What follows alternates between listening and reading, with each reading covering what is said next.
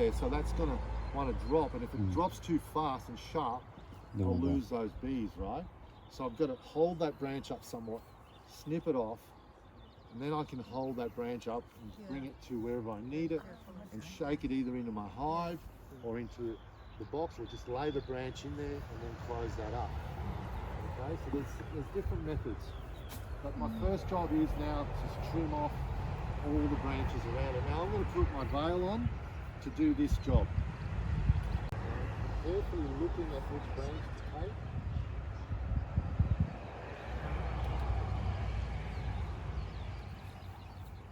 If you're doing this at someone's house because they've rang you, ask permission. Are you okay if I prune your favourite fig tree? You know what I mean? So you just ask before you start snipping off their tree. And normally what I'd also do is I'd put a sheet under there. Because if bees fall, they're going to fall on that sheet. And that's going to, you know, if the queen falls into the grass, she's going to hide in the grass and I'm not going to be able to catch the queen. So if you put a sheet under there or something under there to catch that queen, then I can lift the sheet up and tip them into my box quite easily. Adrian, would you ever put the box under? Always. So usually I put a sheet and I put the box on top. But in this situation, I can't actually, at this point, I can't slide the box under there. There's a lot of grass under there, so I'm going to start trimming that out.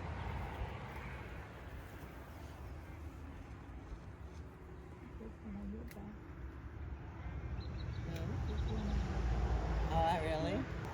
Because it's overlapping a few different big branches, I can't just trim off this one branch because there's other branches spearing through the swarm, so they've encapsulated other branches in there. It's very difficult to just get the one branch. So I'm going to have to shake them into the box, all right, which isn't difficult at all. So what I'll do, I'll put the box in underneath. If you want to come in closer, if you feel comfortable. There you go. Catching the swarm. You want to have a look? That's my good friend Peter, delivering some beautiful fresh bread for us. He's getting in there too. You want to watch? Hey, bros. Just going to shake the swarm off. Can you see it? Yeah. Right. 1, 2.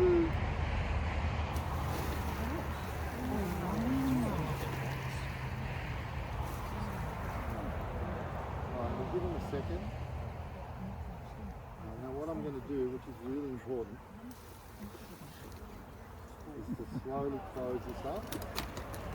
The bees are in here, most of them are in here, some landed on the ground, of course. Open the queens in there. I'll just move this out slightly.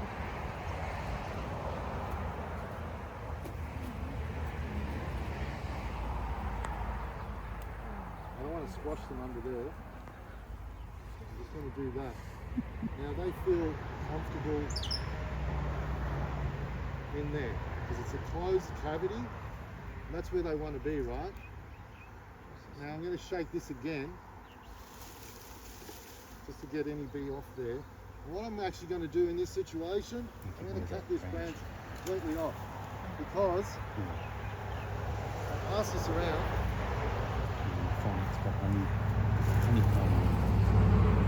See the little bits of wax on there? They've already started placing wax on there. That smells like their pheromone now. If I leave that there, some of them will go back. Wings fanning really fast. You'll see it. I'll show you. Hang on a second. Just take your time.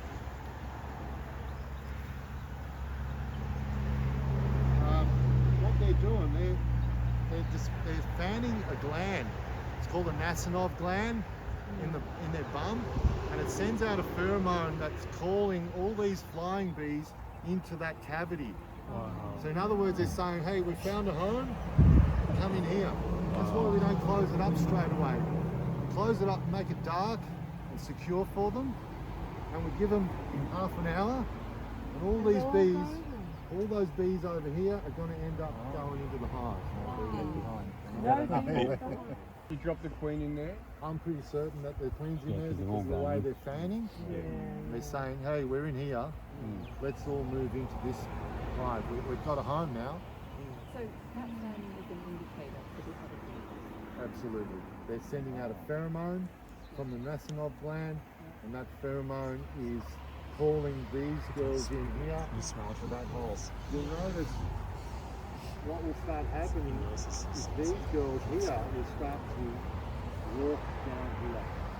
They'll start smelling that pheromone and they'll start going into the hive as well.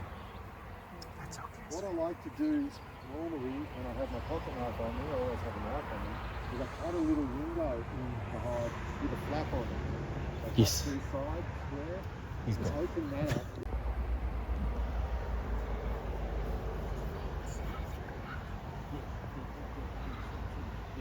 They're coming out. Go back in. Don't come out.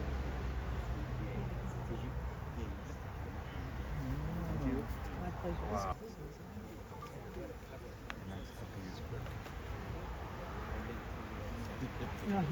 Quick. They're going up there. No. There you go, guys.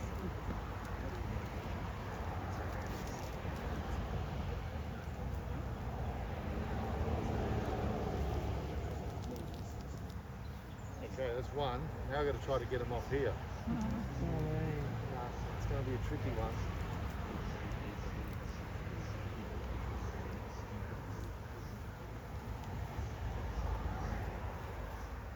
Takes time, this sort of work, but that's all right.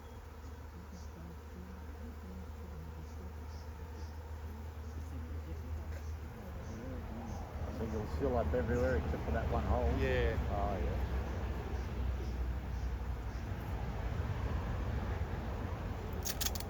It's going to be tricky. Maybe in small lots.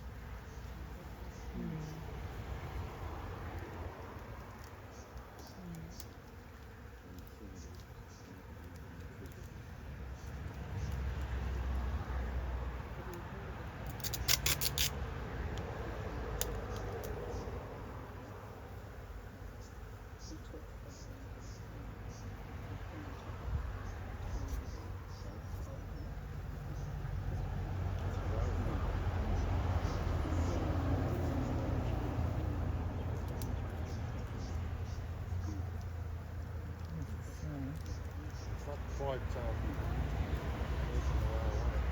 the weight of the bees are pulling down the lid. Ah, yes.